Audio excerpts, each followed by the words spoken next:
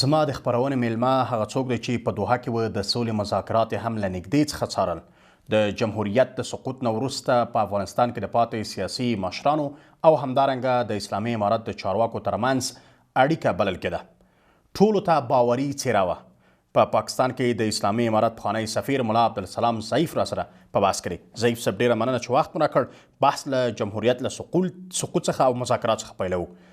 په دوحه کې مذاکرات ترسره کېدل د دواړو خواو ترمنځ، ولې پایلې ته ونه رسېدل او همدارنګه پایلې ولې ښه نه وه؟ بسم الله الرحمن الرحیم. اول تاسو او بیا درنو اورېدونکو ته سلامونه او نیکې هیلې. دا ډېره مغلقه او پیچیده موضوع ده. تر هغه ځای چې زما سر په خلاصېږي یا معلومات لرم، دوه عوامل کېدلی شوه. یو علت هم دا و چې تر پایه پورې د جمهوریت واکمنان په دې پوه نه شوله چې امریکا افغانستان پرېږدي، او امریکا تصمیم نیولی دی چې افغانستان کې نور دوی تر 2021 اخواته نه پاتې کېږي. او دا تصمیم تقریبا په 2018 کې نیول شوی و چې دوی باید نور په افغانستان کې پاتې نه شي، او 2024 کومه نیټه دوی ټاکلې وه تر هغه نیټې پورې دوی نه پاتې کېږي. خو تر پایه پورې د جمهوریت واکمنان په دې باندې دوی باور نه درلودی او فکر یې کوه چې امریکا په افغانستان کې پاتې کېږي او د دوی د جمهوریت مرسته به کوي. دا یو علت. دویم علت دا و چې امریکا غوښتله چې یو سیاسي ډیالوګ یا سیاسي پروسه نتیجې ته ورسېږي، خو د هغه په مخ کې خنډونه د جمهوریت واکمنانو جوړول او بهانې به هم جوړولې او کوشش یې کاوه چې څنګه د خپل قدرت موده همداسې وغځوي او په دې کې پاتې شي. دوی فکر کاوه چې په دې سره امریکایان به نه پوهېږي، خو امریکایان پوهېدل. همدا پروسه و چې امریکایان دوی مایوسه کړله. د سیاسي نتیجې د برخلیک سره هغوی بالکل مایوسه شوله.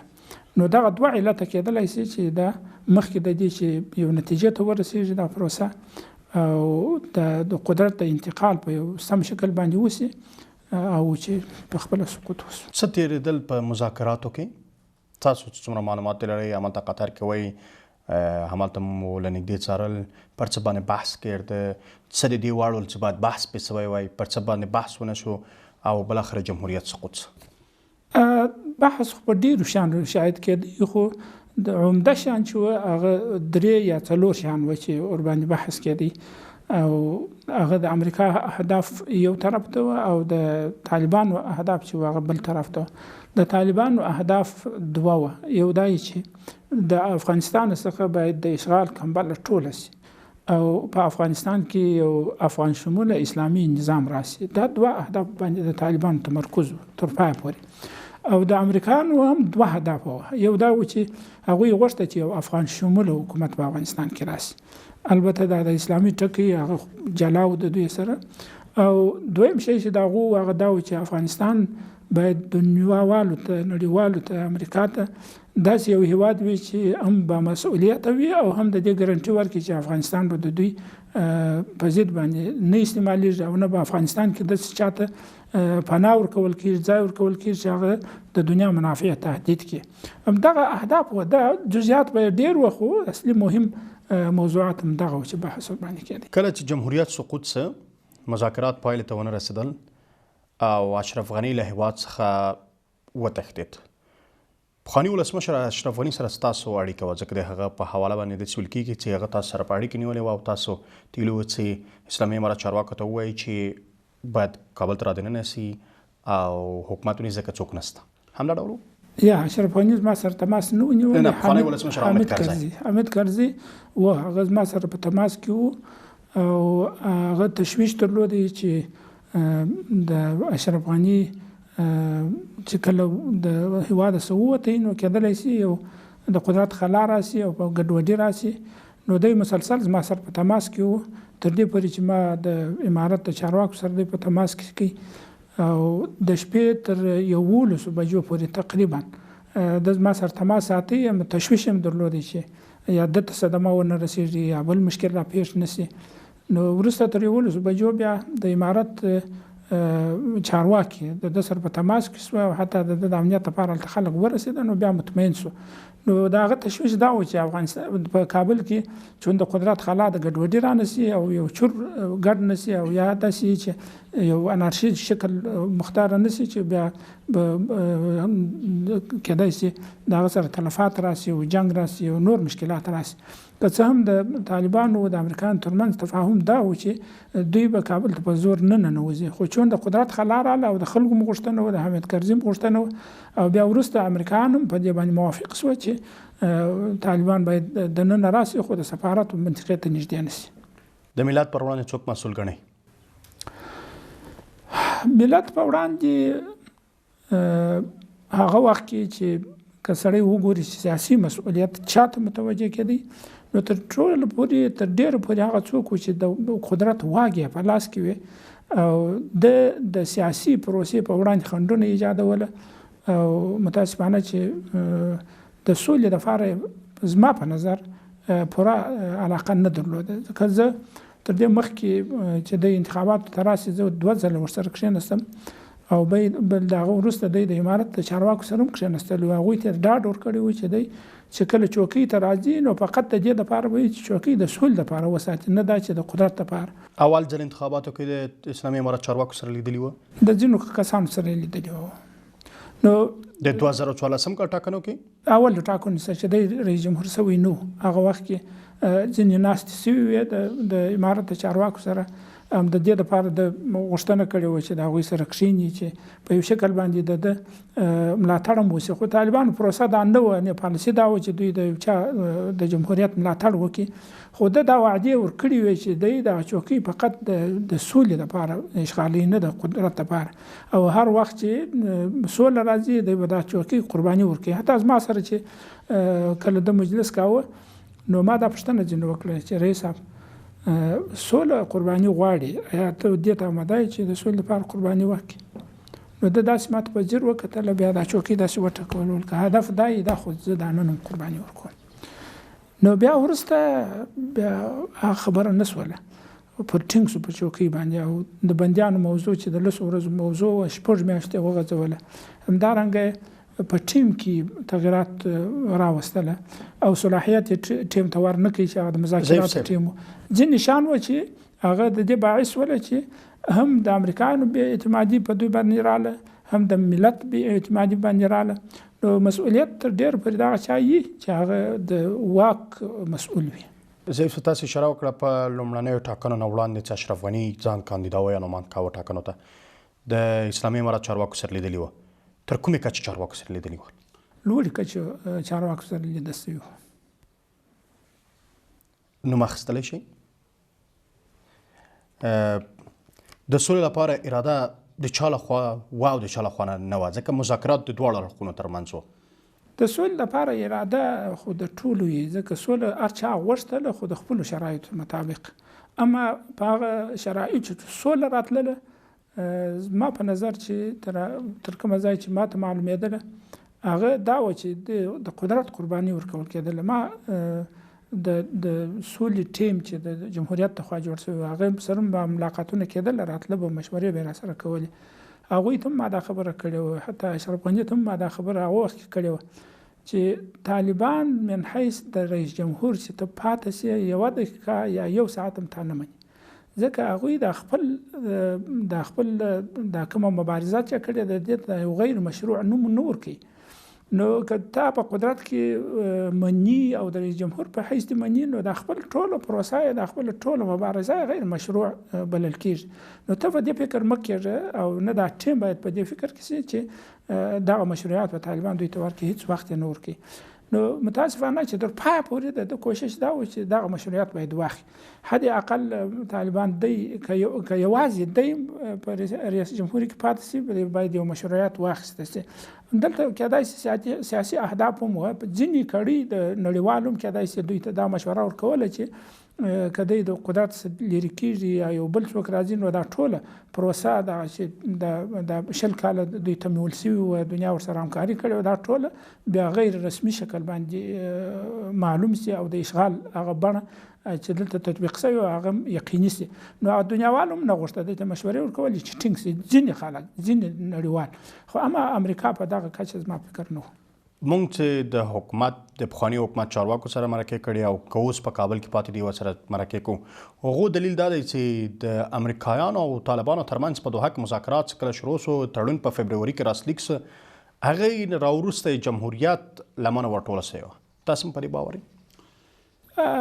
که دوی پوه سوي وای همدا خبره وه چې امریکایان د طالبانو سره مخامخ کښېنستل او مذاکرات یې شروع کړه، نو هغه د دې پیل و چې امریکایان دې نتیجې ته رسېدلي وه چې د افغانستان اصلي خاوندان یا واکمنان هم دغه دي چې باید خبره ورسره وشي، او هغه سیال چې دوی د ځان ګڼله هم دغه وه. نو دوی خپله دوی ته فکر و چې فکر یې کړی وی. خو څنګه ملاتړ د نظام کوه او فکر یې دا کوه چې اصلي خاوندان هغوی دي؟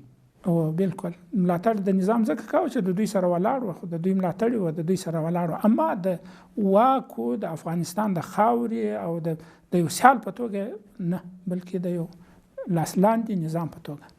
د جمهوریت سقوط ښه کار بولئ که بد؟ اوس خو هر څه سوي دي، خو زما خپل په نظر دا دی چې افغانستان کې د وینو بیا تویولو چې هر نظام راسي دا کامیابه دی. زه فکر کوم چې دا اوس پروسه چې کومه راغلې ده او جمهوریت سقوط وکړي تر اوسه پورې خو موفقه روانه ده. خو یو شی چې هغه دی هغه دا دی چې ډېر خلک د افغانستان ووتله، نه باید دا خلک وتلي وای.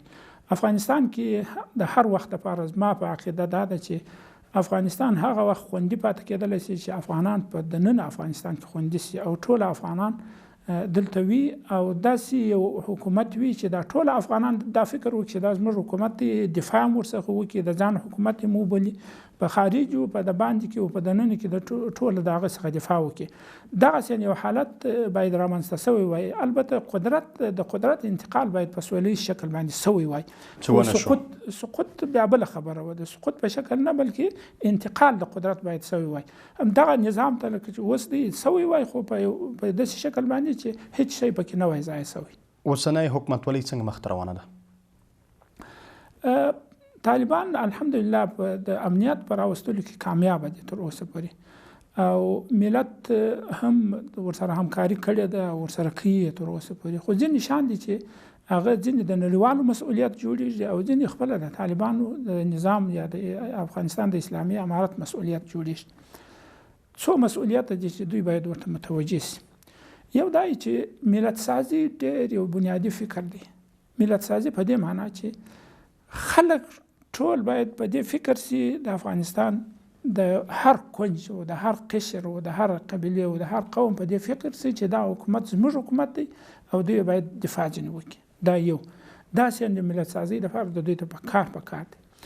دویم شی چې هغه ډېر دوی ته مهم دی هغه دا دی چې دوی د اقتصادي پلو باید په ځان باندې متکي سي او یا د نړیوالو پام را جلب کړي. په دې دواړو حالتو کې دوی ته پکار دی چې یو ښه اقتصادي ټیم ولري او اقتصادي برنامې جوړې کړي، پروپوزلونه جوړ کړي، فیزبیلیټي جوړې کړي او د اقتصادي حالت د خلکو را بهتر کړي. ځکه اوس خلک جنگ نه غواړي، د جنگ څخه خلک ستړي دي، د جنگ ترخې تجربې خلک نه تکراري. خو کله چې دلته اقتصادي حالت برابر نه وي او ملت سازي پوره نه وي سوی، خلک مجبوریږي چې د باندې ولاړ سي، او چې کله د باندې ولاړه بیا خلک نور هیوادونه نور افغانستان دشمنان لري تر اوسه پورې هغوی استفاده ځینې کوي د افغانستان د امن کېدای سي بیا په ځینو منطقو کې بیا امن بیرته د هغه دپاره چیلنجونه پیدا سي. او دریم شی چې ډېر مهم دی هغه دا دی چې کشکې داسې سوي وای د اوله څه چې د افغانستان د خارجه وزارت هم د سیاسي مذاکراتو د ټیم یا د سیاسي دفتر په کنټرول کې پاتې سوی وای. دا به ډېر واکمن هم وای او ښه تصمیم به هم نیولی سوای او قوي خلک به هم پکې وای، قوي تصمیم به یې نیولی سوای. زما فکر دغه چې یو وزیر خارجه انتخاب سو او د سیاسي واک ټول هغه ته انتقال سو او سیاسي دفتر تقریبا فلج سو، خلک ټول راله تقسیم سوله او قوي خلک وو، د دنیا سره خبرې کړې وې، د دنیا سره تعهدونه کړي وو، د دنیا سره وعدې کړي وې، ورسره شناخت او باور پیدا شوی هغه باید د سیاسي چوکاټ په محور کې هم داسې په قوت باندې پاتې شوی وای خو دا خبره خو تېره شوې ده اوس هم د دې لپاره پکار ده چې یو قوي ټیم د خارجي پالیسۍ لپاره جوړ کړي او دا قوي ټیم په دوو شیانو باندې کار وکړي یو دا چې د ګاونډیو د نړیوالو حساسیتونه او د هغوی منافع د هغوی تشویشونه د افغانستان څخه د هغوی غوښتنې د افغانستان څخه مشروع او غیر مشروع په دې باندې دوی یو قوي سیاسي ستراتیژي باید جوړ کړي. بحث کو پر تعامل باندې کابینه ټولګډونه ده. ټولګډونه دلته تعریف دوه دي، یو د امارت لخوا ټولګډونه ده، یو د نړیوالو په تعریف باندې نه ده ټولګډونه، اما د امارت په تعریف باندې ټولګډونه ده ځکه د ټولو قشرونو خلک لري او ټول پکښې دي او نمایندګي د ټولو پکې کېدلی شي، په دې کې ټولګډونه ده. اما دا چې نړیوال وایي چې د ښځو برخه باید پکې وي او هغه کسان چې دوی غواړي هغه دې پکښې هغه د دوی په نظر نشته پکښې، نو بیا ټولګډونه د خارجیان په تعریف باندې نه بلل کېږي. خو د افغانانو په تعریف ستاسو له تعریف نه کابینه ټولګډونه ده؟ تر ډیره پورې زه فکر کوم چې اوس خو دا موقتي اداره ده، موقتي بیا وروسته چې دا به انتقالي دوره کړي که بیا نه کړي خدای علم لري، خو کار په کار دی چې زه به خپل نظر ته بیرته راسم. افغانستان کې دغسې اداره او حکومت جوړول چې ټول افغانان په دې باور وي چې دا زموږ حکومت دی او ملاتړ یې وکړي او د خارجیانو د دسیسې په کار پکې ونه کړي. دغه شان اداره د افغانانو څخه جوړېدل غواړي که نن وي که سبا یې باید جوړه کړي او ټول خلک باید په دې اداره کې ځان وویني او مستقبل پکې وویني. نو په دې اساس باندې باید د طالبانو څخه نور هم کار غواړي چې نور خلک هم پکې جلب کړي، مسلکي خلک هم پکې جلب کړي او مهم خلک هم پکې جلب کړي ځکه حکومت ډېر وسیع چوکاټ دی، هر څوک پکې ځایېدلی شي. نو که داسې وسي کېدلی شي کرا خلک پکې جلب شي. اوس خو موقتي اداره ده، موقتي اداره موفقه ده ځکه تر هغه وخته پورې چې تصمیم یو وي او د ټوله د داسې نظر خلک وي چې تصمیم باندې ډېر اختلاف نه پیدا کېږي، نو موقته اداره کې هم داسې پکار دي. تر اوسه پورې دا موفقه روانه ده، اما په مستقبل کې باید تغییرات هم پکې راسي او هغه افغاني ګډون چې تاسو تعریفوي هغه باید پکې راسي. ضعیف صاحب تاسو وایئ چې کابینه تر اوسه پورې موفقه ده په خپلو کارونو کې، خلک لا تر اوسه پورې هم د سړک پر سر باندې د یوې مړۍ ډوډۍ پیدا کېدو لپاره خیرات له خلکو غواړي. آیا دا بریالی ناکامي؟ ما دوه شیان مخکې درته وویل چې یو د افغانانو مسؤلیت دی، یو د دنیا مسؤلیت دی. دا د چا مسؤلیت دی؟ اوس به راسم دی. افغانان غریب نه دي، دا اوس هم دوی پیسې لري خو امریکا ورباندې خېټه اچولې ده. دا 9 میلیارد تر 9 میلیارد پورې کوم پیسې دي دا د افغانانو د شتمني ده، هلته دوی کنګل کړې ده. یعنې دنیا دغه مسؤلیت لري چې د افغانستان په جوړولو کې دوی باید همکاري وکړي، د افغانستان په امن کې دوی باید همکاري وکړي، د افغانستان په اقتصادي بهبود کې باید دوی همکاري وکړي. پر ځای د دې چې دوی همکاري وکړي تخریب کوي او دغه کمې مرستې چې خارجیان د افغانانو سره کوي په یو نامه او په بل نامه باندې، زما په نظر که زه د افغانستان واکمن وم د یوه ته به مې اجازه نه وای ورکړې ځکه دوی په افغانستان نور هم فقیر کوي.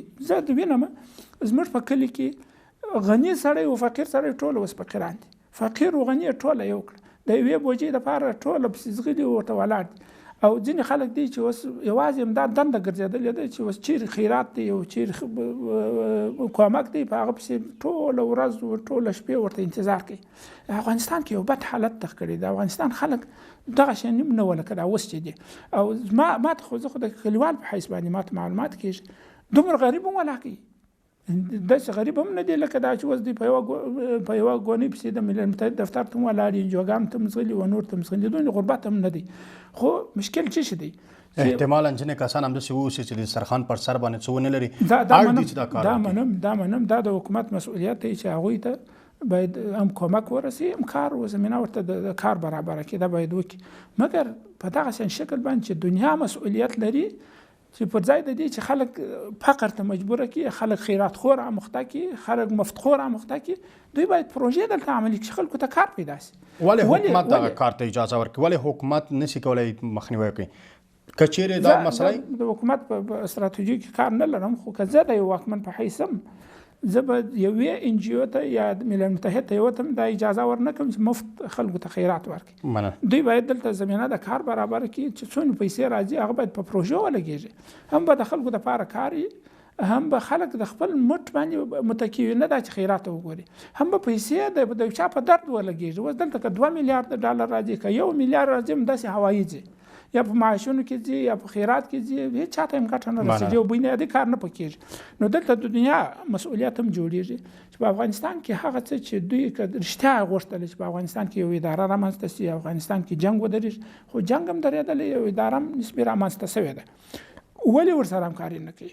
اقتصادي همکاري ولې نه ورسره کوي؟ په نظام کې همکاري ولې نه ورسره کوي؟ بندیزونه ولې نه ځینې لرې کوي؟ او خپل کنګل شوي پیسې ولې نه ورله کوي؟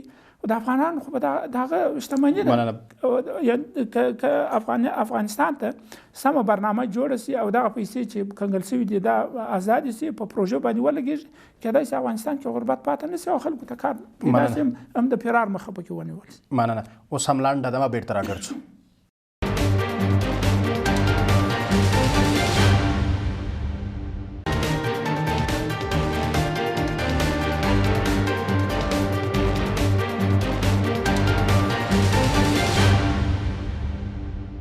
بیا هم ښه راغلاست. ضعیف صاحب تاسې اشاره وکړله وړاندې د بهرني سیاست ته. بحث به په بهرني سیاست باندې وکړو. بهرنۍ دستګاه د افغانستان ډیپلوماسۍ دستګاه موفقه ده؟ کوشش خو کوي، خو موفقه په ځینو شیانو کې ده، په ځینو کې نه ده.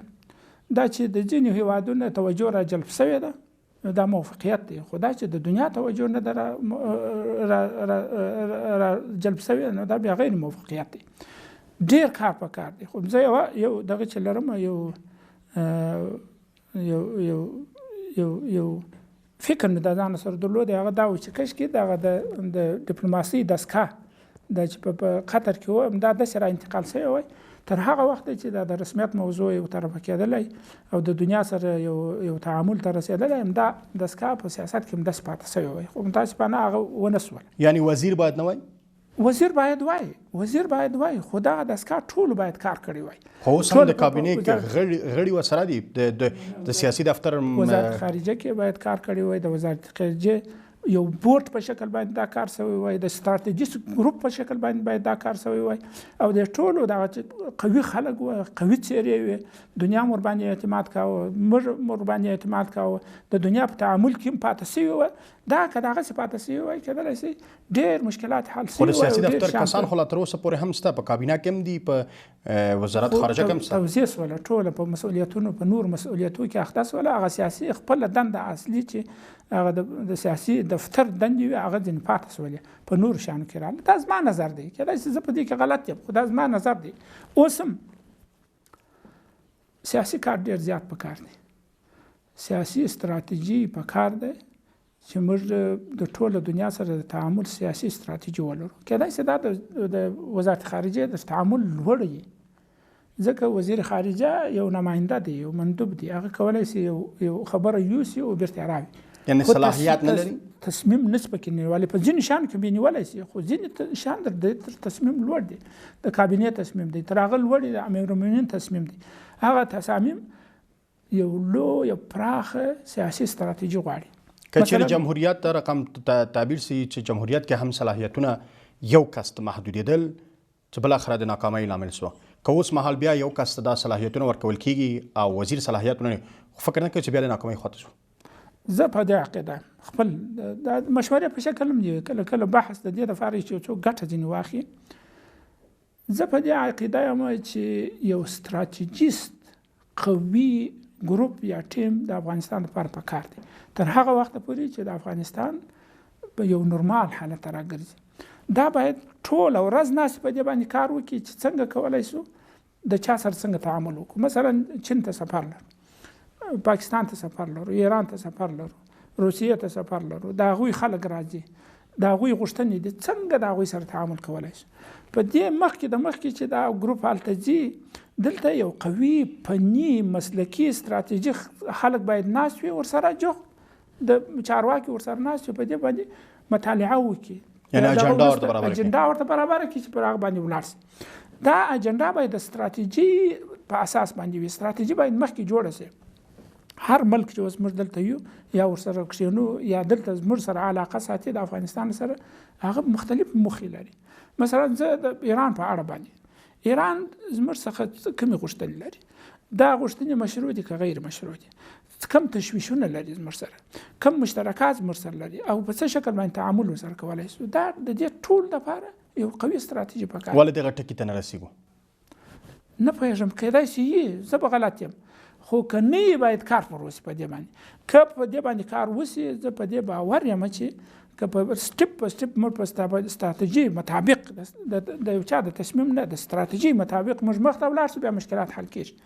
ځکه ستراتیژي به موږ ته معلومه وي چې زه په دې ستراتیژي کې تر دې ځایه پورې پر کومه لار تللی شم، او دنیا یا هغه بل هېواد ته معلومه وي چې تر کومه ځایه د دوی تعامل زما سره کېدلی شي. کې تعامل کاوه خو بیا له هغه به تعامل کوي، کې نه کاوه بیا خو بله لاره ده چې سړی څنګه ډیپلوماټیک تعامل د هغوی سره وکړي، بدیله لاره ورته پیدا کړي. خو د استراتیژي لپاره استراتیژي ډېره مهمه ده. دا خپل د وزارت خارجه لپاره مهمه ده، دا د یو ډیپلوماټ لپاره مهمه ده، دا د یو څوک چې سفر کوي دغه لپاره هم مهمه ده چې زما صلاحیت څونه دی او زه د دغه ملک سره تر کومه ځایه تعامل کولی شم. زما سره خطونه کم دي، زما شنه خطونه کم دي، زما ژړ خطونه کم دي، زما منافع مشترکات د دوی سره کم دي، زما تشویشونه د دوی سره کم دي، د دوی تشویشونه زما سره کم دي. څه دوی زما څخه غواړي، مشروع غوښتنې څنګه د دوی ورکولی شم، غیر مشروع دفع یې څنګه کولی شم، او بالاخره د هغوی لوی اهداف چې زموږ سره تړلي دي هغه څه شي دي چې موږ هغوی تشویش را پکولی شو. د ټول لپاره یو ستراتیژي پکار دی چې اوس، او دا ستراتیژي دا د ټولو هغو خلکو لپاره چې په ډیپلوماټیک میشن کې دوی مصروفیت لري د هغو ټولو لپاره ضرور ده او باید وي. نو زه نه پوهېږم که دا جوړه سوې وي خو ډېره به ښه وي، او که نه وي جوړه سوې باید ورباندې کار وشي. د یوه سړي تصمیم زما په نظر دا ښه دی چې د ملک واکمن دی، که امیر المؤمنین وي، که رئیس جمهور وي، که رئیس الوزرا وي، هغوی سره خو به طبعا مشوره کېږي، د هغوی نظر به اخیسته کېږي، د هغوی لاسلیک به اخیسته کېږي، د هغوی موافقه به اخیسته کېږي، خو نظر باید ډېر سنجیده، شربلی او د ډېرو خلکو د مغزو سره چوړل سوی وي، او بالاخره ټول ابعاد څېړل سوي وي، بیا تصمیم باندې ورنیول سوی فقط د موافقې لپاره پیشنهادېږي. نړیوال سیاسي تعامل کې هر کله چې نړیوال اوس بحث ورباندې کوي، هغه وایي کومې ژمنې چې سوي هغه عملي کېږي نه، او موږ د عمل پر بنسټ باندې پرېکړه نیسو. آیا تاسو منئ چې ژمنې عملي سوي نه دي، نقص سوی دی؟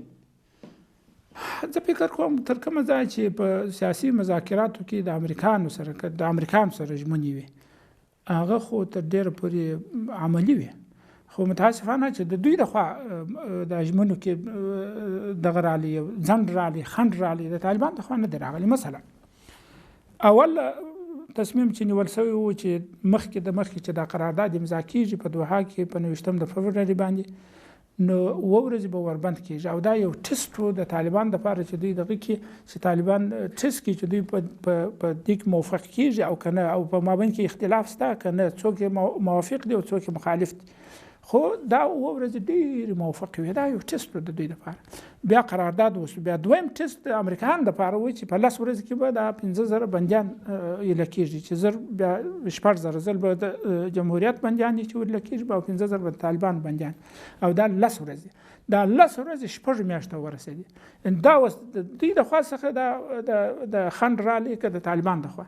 همدغسې د قدرت په انتقال کې چې دا پروسه باید په 3 میاشتې کې تکمیل شوې وای او نتیجې ته رسېدلې وای، 3 میاشتې ولاړې تر هغه وخته چې سقوط وشو، تر پای پورې نتیجې ته ونه رسېده. دلته اوس 2 شیان دي چې ولې دا کار وشو.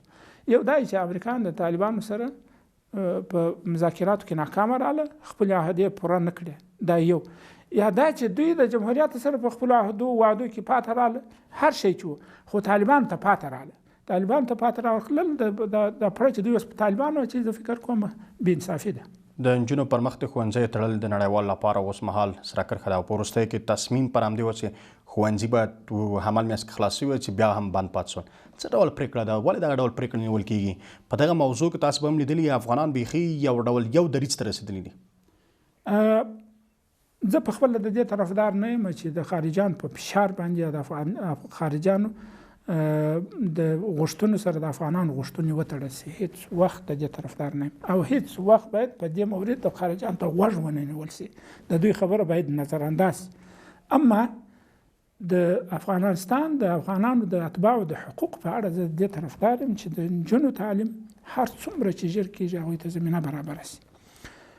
د افغانستان په علماو کې چې زه څونې وینم دا څو ورځې د هرات څخه فتواوې صادرې شوې، د کابل څخه صادرې شوې، د مهاجرو علماو څخه صادرې شولې، د مزار څخه صادرې شوې، د علماو د مجمع علما دغه صادرې شوې. هیڅ ما تر اوسه یا په سوشل میډیا کې دغسې یو مخالف ما د دې نه دی لیدلی چې د ښځو د تعلیم د مخالف وي. اما د خپلو شرایطو مطابق چې اختلاط پکې نه وي او حجاب پکې مراعات شوی وي، د شرعي حدودو په مراعات کې د ښځو تعلیم باید اجازه ورکول شي. دا چې تر اوسه پورې داسې یو پریکړه نه ده صادره شوې چې ښځو ته به حق نه ورکول کېږي یا تعلیم به نه ورکول کېږي. دا په ځنډ کې چې راغلی دی عامل یې څه شی دی په دې باندې زه نه پوهېږم، خو زه په دې عقیده یم چې دا به ورکول کېږي او دا د افغانانو حقوق دي. افغانان یې غواړي. دا هغه څه دي چې اوس خامخا کېږي، که غواړي که نه غواړي د ښځې تعلیم کوي او تر شپږمه پورې اجازه شته، د هغه وروسته پوهنتون کې اجازه شته، په مابین کې کوم فصل چې دی هغه باید پوره شي، اجازه ورکول شي، خو د خارجیانو په فشار نه، د بل په غوښتنو نه، د افغانستان د غوښتنو هغه باید ورکول شي. او زه په دې عقیده یم چې دا به خامخا ورکول کېږي، ځکه د ټولو افغانانو غوښتنه ده. او افغانان داسې دي چې اوس وخت کې د تعلیم ډګر دی، د تعلیم کې سیالي ده، هر څوک غواړي چې په خپل اولاد باندې تعلیم وکړي. حتی د نن په امارت کې غواړي خلک تعلیم وکړي، په خپل اولادو باندې تعلیم وکړي، په خپل نجونو باندې تعلیم وکړي. او د تعلیم زمینه په مسونه شکل باندې، په داسې شکل باندې چې شرعي حدود پکې مراعات شوي باید ورته برابر شي. آیا دا شرعي حدود نه دي چې نجلۍ تور لباس اغوندي او سپین ټکری په سر کې یو ښوونځي ته ځي؟ دوه شیان چې ډېر مهم دي، اختلاط چې د نارینهو سره به یو ځای نه وي، ښوونځي په ښوونځي کې نجونې له هلکانو سره یو ځای نه دي. دویم حجاب، خو دا دوه پکې مراعات شي، نور باید اجازه ورکول شي. خو دواړه مراعات دي د ضعیف صاحب، هم ښوونځي د نجونو جدا دي، هم دوري جدا دي، او هم اسلامي حجاب که دغه لباس یا اسلامي نه دی، ځکه تور کالي او سپین ټکری لري. زه تر اوسه خو دغه تصمیم چا نه دی نیولی، نه د امارت د خوا نیول شوی دی چې بند خو دا اوس مهال بند دي، لا امر ثاني پورې تعطیل کې دي. تعطیل کې دي علت یې څه دی؟ زمینه نه ده ورته برابره، یا بودیجه نه ورته لري، یونیسف وایي زه د ښوونکو معاشونه ورکوم. دا خبره غلطه ده. زه د یو افغان په حیث باندې هیڅ وخت دې ته اجازه نه ورکوم چې خارجي دې زما په کور کې مداخله وکړي، خارجي دې زما د ښځو زما او د کوروالا په مابین کې مداخله وکړي، هیڅ وخت نه. د افغانستان په بودیجه باندې باید دا کار وشي او افغانان یې وکړي، نه دا چې په بل باندې. ولې یونیسف وکړي، ولې امریکا وکړي، ولې بل مؤسسه وکړي؟ د اتو میاشتو په تېرېدو سره ولې دا طرحه نه ده جوړه شوې؟ نه یم خبر. دا نو بیا د حکومت څخه پوښتنه وکړي چې ولې نه ده جوړه شوې. تاسو لیدلوري څه دی چې په دې کې کمی راغلی؟ کېدای شي په هغه شکل باندې طرح خو جوړه شوې وه، د وزارت معارف د خوا جوړه شوې وه، بیا چې کله مشرتابه مقام ته وړاندې شوې کېدای شي د هغه شرایطو چې هغه یې غواړي په هغه شکل باندې نه تغییر پکې راغلی. دا د معطلي یو عامل والله اعلم، خو زه په اصلي عامل نه یم خبر. خو زه په دې عقیده یم چې په علمي ډګر کې اختلاف به وي، اختلاف نظر، خو په مجموع کې د علماو اجماع اوس په دې باندې ده چې دا تعلیم هم جاهز دی، هم باید زمینه ورته برابر شي. د دې سره سره چې د تعلیم مسله د نور شان دي چې زه په پاکستان کې سفیر پاتې شوی یم، بحث کوم پر هغه باندې هغه وخت کې هم ما امیر المؤمنین ته د وخت هغه ته دا مشوره ورکړه چې دوی باید د ښځو د تعلیم زمینه برابر کړي. بحث کوم په پاکستان په ورنه باندې افغانانو ته مدني حقوق ورکړل شوي، خپل حق مدني چې هغه ورکړل شوی تر اوسه؟ مدني حق تاسو څه شی بولئ؟ حریت ورته شته، د کار ازادي ورته شته، سفر کولی شي، ژوند یې مسؤل دی، اداراتو ته تللی شي. زه خو چې ګورم مدني حقوق خو دغه دي، اما سیاسي حقوق دا بیا بله موضوع ده. سیاسي حقوق کې تر اوسه پورې لا کار په کار دی. تاسې داسې مه کوئ چې یو اداره چې راسي تر اوسه پورې په هره اداره چې راسي په یو کال په شپږ میاشتې کې ځان نشي برابرولی. دلته یو لوی تحول راغلی، انقلاب راغلی، دا اسانه کار نه دی چې په ټولو خلکو دې باور وکړي، ټوله شان دې بیرته منظم سي، ټوله دې د خپلو شان د خپلو دغو څخه برخورداره سي. ځینې شان دي چې ته به مدني حق ورته وایې خو هغه به مدني نه وي. مثلا دلته یو مطبوعاتي ازادي وه، د میډیا ازادي وه، ټوله یو حریت راغلی و چې هغه د اسلامي چوکاټ سره ټکر خوړی ځینې شان دي. خو دا د دې سانسورول او کنټرولول دا د یو اسلامي نظام دنده ده چې باید وکړي. ځینې اخلاقي شان دي چې هغه مخه باید ونیول شي چې هغه اخلاقي فساد رامنځته کړي، د هغوی مخه باید افغانان هم د اخلاقي فساد غوښتونکي نه دي. بالکل چې نه دي، د دې لپاره کار پکار دی، نظام پکار دی. او زه په دې عقیده یم چې هر افغان ته باید خپل حق ورکول شي. طرفدار یم. ضعیف صاحب د خلکو روایت داسې دی. زه بیرته یو ټکي ته راځم، هغه دا چې افغانان باید په افغانستان کې خوندي شي. تر څو چې افغانان په افغانستان کې خوندي نه شي، افغانستان نه خوندي کېږي. او داسې یو اداره باید جوړ شي، داسې پالیسي باید جوړ شي، داسې سیستم باید جوړ شي، داسې پالیسي باید جوړ شي چې افغانان ټول په افغانستان کې خوندي شي. ضعیف صاحب تاسو وایئ چې خلکو ته مدني حقوق ورکړل شوي. د خلکو روایت دی چې خلک وایي مېرمنې د ټولنې یو نیمایي برخه ده. مېرمنو ته حقوق نه دي ورکړل شوي. د زده کړې حق ترې اخیستل شوی، د کار حق ترې اخیستل شوی، د ازادۍ حق ترې اخیستل شوی. آیا دا حقوق نه دي؟ آیا د نجلۍ د ښوونې برخه چې دا مکتب ته لاړ شي مدني حق نه دی؟ آیا ښځه چې کار وکړي دا مدني حق نه دی؟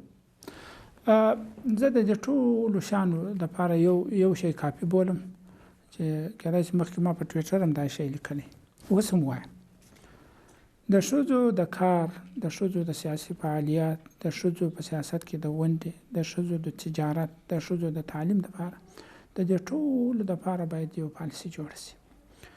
او دغه پالیسي داسې وي چې زما په نظر که یو 50 کسه علما کرام او داسې علما کرام چې هغه د افغانستان په دې سیاسي ماحول کې مطرح وي او پوهیږي او دیني پوهه ښه پوره دیني پوهه ولري، دا کښېني یو تګلاره ورته جوړه کړي، دا ټول شیان به پکې حل شي. زه فکر کوم معنی دا نه دی چې حق ورکول شي، معنی دا دی چې تګلاره تر اوسه پورې د دوی لپاره واضحه تګلاره چې داسې تګلاره په شریعت کې خو به وي، داسې تګلاره چې هم ښځه په وپوهېږي، هم مدني خلک په وپوهېږي، هم دنیا په وپوهېږي، هم خپله طالبان په وپوهېږي، هم کشر هم مشر په وپوهېږي.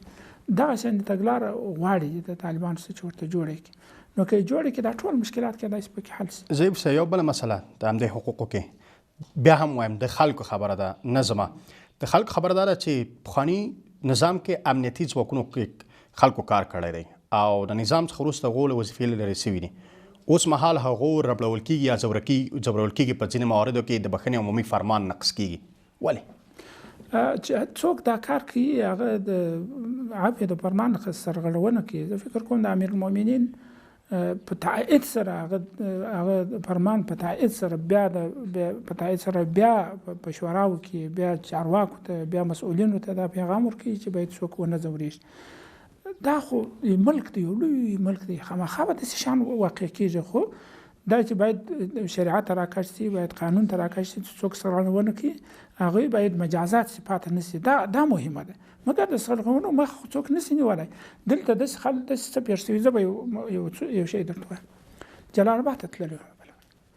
جلال آباد کې یو طالب راته وویلی چې زما ورور یې راشهید کړي په خوږیاڼو کې، بیا یې ځړولی و. د هغه وروسته یې اور پر بل کړي. اور یې پر بل کړي. هغه سړی 2 ورځې مخکې مخ ته راته رالی، په مخ باندې رالی، مخامخ سره ورغلو. یعنې ورور یې راته شهید کړي و، بیا یې ځړولی و، بیا په اور باندې وسوځئ. وایي په سر مې اور بل شو، لمبر لکه دود چې راباندې وګرځېد، سترګې مې پټې شوې، ځای پر ځای کښېناستم. وایي باره مې ورته وویل چې هو سړی د خدای په خاطر مخ ته خو مه راځه، دونې بېحیاتوب هم سړی نه کوي چې هغه دې وکړه، اوس بیا دلته مخ ته راته دغه کېږي. په افغانستان کې داسې پېښې شوي دي، خو تحمل هم دا دی شوی دی. هغه سړی خو تحمل کړی دی، مګر ډېر خلک دي چې بیا تحمل نه شي کولی، د کنټرول وځي. خامخا به دا شی رامنځته کېږي. دلته خو ناخوالې تېرې شوي دي. مګر دا چې د یو مشر په اجازه دي، دا چې د رهبریت په اجازه به هیڅ وخت داسې ته اجازه نه ورکول نه پېښېږي. دغسې خو جرایم راځي، خلک مړي کوي، زناوې کوي، نور شیان کوي. خامخا دا شیان په یو ملک په یو هېواد کې کېږي. خو څومره زما توقع و چې څومره غټې کچې به راپېښه کېږي، هغسې ونه شوه. دا په میاشت کې په هفته کې به یوه خامخا پېښېږي، خو نور جرمونه هم کېږي. یو بله مسله د سیاسي مخالفینو د پخلاینې لپاره، یعنې بیرته هېواد ته دوی د راستنېدو لپاره یو کمیسیون جوړ شوی دی. څه ډول کار آیا بریالی وسی؟ زما خپل نظر دا و د کمیسیون دپاره چې ما لیکلی مو هغه وخت کې چې کمیسیون نیم باید داسې خلک پکې راسي چې هغه مخالفین هم ورباندې باور وکړي. مثلا په دې ملک کې وکتل سي داسې خلک چې پخواني نظام کې تېر سوي خو معتبر و سپین ږیري و محترم خلک وي، هغه هم په دې کمیسیون کې راسي چې هغه خلک ورباندې باور وکړي او د تماس مرجع د هغوی سره اسانه ده نسبت دې ته. دغه کمیسیون په ډېره لوړه کچه جوړ شو، ما استقبال هم وکړي، اوس هم استقبال کوم، ځکه دا علاقه ښیي چې دوی په سوله کې او د دوی په راتګ کې علاقه ښیي چې دغوندې په قوت باندې یو کمیسیون جوړ کړي. خو مشکل دا دی چې د دوی سره د اتصال دا عادي نه دی، د دوی پیدا کېدل عادي نه دي، د دوی مهم اشخاص.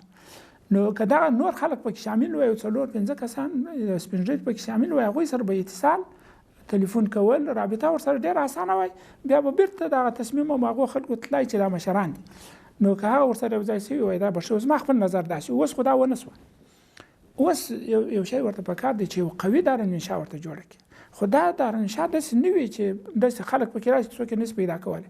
داسې خلک باید پکې راشي چې هغوی ته اتصال ډېر اسانه وي، رسېدل ورته اسانه وي او هغه خلک هم باور ورباندې وکړي، ورسره په آزاد شکل باندې خبرې کولی شي، خپل مشکلات ورته ویلی شي. بیرته دا تصمیم خو لوړې خواته ځي، هغوی به تصمیم پکې نیسي. نو اوس یو داسې دارالانشا ورته پکار ده چې جوړه کړي چې د خلکو تماس ورسره اسانه شي، نور به کېدای شي دا موفق ولاړ شي. پاکستان ښه دوست دی؟ پاکستان ښه ګاونډی دی؟ زه به یو شی درته وایم، خدای دې مه کمزوری کوه. زموږ په دغه کې یو متل دی وایي تر برته بې وروره مه سي او ورور ته بې زویه مه سي. دا یو ډېر قوي متل دی په دې پښتنو کې. هېڅ ګاونډی زه په دې باندې زه نه وایم چې دا ګاونډی ښه دی دا بد دی، خو هر څوک حرص لري، هر څوک خپلې ګټې لري، هر څوک خپل مفادات لري، خپل حدود لري. دا ته په افغانستان کې داسې یو افغانستان جوړوې چې ته په خپله په پښو باندې ودرېږې او د خپل ارضي تمامیت څخه په خپله دفاع وکړلی شي او خپل خلک په ځان باندې راټول کړي، بیا د ګاونډي سره به هېڅ ګیله نه کوي. ګاونډی مجبوره دی ستا سره هغه تعامل وکړي چې هغه متقابل تعامل وي. اما که ته کمزور یې، ستا حدود یې لوي او ته ورته ته محتاج یې، په اقتصاد کې ورته محتاج یې، په سیاست کې ورته محتاج یې، په لاره کې په ټرانزیټ کې ورته محتاج یې، نو هغه خپل استقلالیت په پوره نشي ساتلی، بیا به نو هغوی ستا سره هغوی به دا یوازې دا نه چې ستا احترام به ساتي بلکې ستا د خوړلو هڅه به کوي. نو په سیاست کې دوست او دښمن دا مطرح نه دي. په سیاست کې دا مطرح دي چې څنګه تعامل وکړي، څنګه د هغوی سره ځان وساتي، د هغوی سره څنګه د ماموریت تجربه لرئ.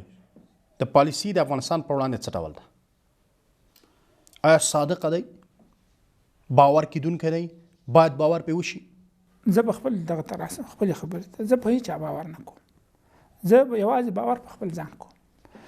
دا زما باور باید دا وي چې زه په افغان باور وکړم، په افغانستان باور وکړم، د افغانستان په خلکو باور وکړم او په هېڅ یو چا باندې نه په ګاونډي کوم، د دنیا په خلکو باندې کوم. هغوی خپل منافع لري، خپل کار دی.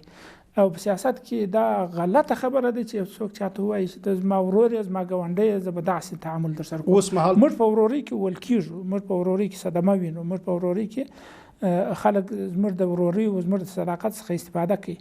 په سیاست کې په کار ده چې هوښیار وي، مغز استعمال کړي، خپل منافع وپېژني، د هغوی دپاره کار وکړي. د ورورګلوۍ خبره دا جلا ده، دا یو لوی چوکاټ دی. مسلمانان ټول سره ورونه دي، موږ ټول سره ورونه یو، دا جلا چوکاټ دی. مګر د منافعو، د ارضي تمامیت، د ویشو، د مځکې دا شیان بل شی دی. په دې باندې سیاسي تعامل په ورورګلوۍ نه کېږي بلکې په سیالۍ کېږي، په یو متقابل احترام باندې کېږي او دا باید وي. زه دا نه چې یوازې پاکستان بلکې په هېڅ چا باندې زه باور نه لرم، په هېڅ چا باندې باور نه لرم. باور باید موږ په خپل ځان باندې ولرو او موږ داسې جوړ سو چې خلک زموږ سره بالمثل تعامل وکړي. زه یو څو پوښتنې لرم او غواړم په لاندې کې راته ځواب راکړئ. اول دا دی چې په پاکستان کې اوس مهال تاسو حالت لیدلي ګډوډي رامنځته شوې، افغانستان باندې اغېز کوي او که نه؟ طبعا اغېز به لري، ځکه په پاکستان کې چې ګډوډي راځي نو هلته کېدای شي ګراني راشي، هلته کېدای شي د سیاسي چوکاټ سره تغییر راولي، پکې کېدای شي د ملک په سطح باندې ټرانزیټ او نور شان ته تاوان ورسېږي. دا داسې دی اوس خو د موډرن وخت چې دی د دنیا ټوله منافع سره تړلي دي او دا منافع کېدای شي نور هم سره وتړل شي. نو د یو ملک په بې امنیتۍ باندې دا ټوله منطقه متاثره کېږي، د یو ملک په امن باندې ټولو ته ګټه رسېږي. زه فکر کوم چې د سیاسي مشکلاتو په هر ملک چې راسي د افغانستان تاثیر په پاکستان وي، د پاکستان تاثیر په افغانستان وي، د ایران په افغانستان وي، د افغانستان په ایران وي، دا سره تړلي دي، منافع سره لري او حدود سره لري. افغان کډوال په ایران کې ځورول کېږي. تاسو به هم ویډیوګانې لیدلي تر دې کچې چې حتی وجدان اجازه چاته نه ورکوي هغه ویډیو دې وویني. ولې دا ډول چلند کېږي؟ ګاونډی د افغانستان د ورورۍ خبره افغانستان ته کوي خو بیا هم افغانان ځوروي.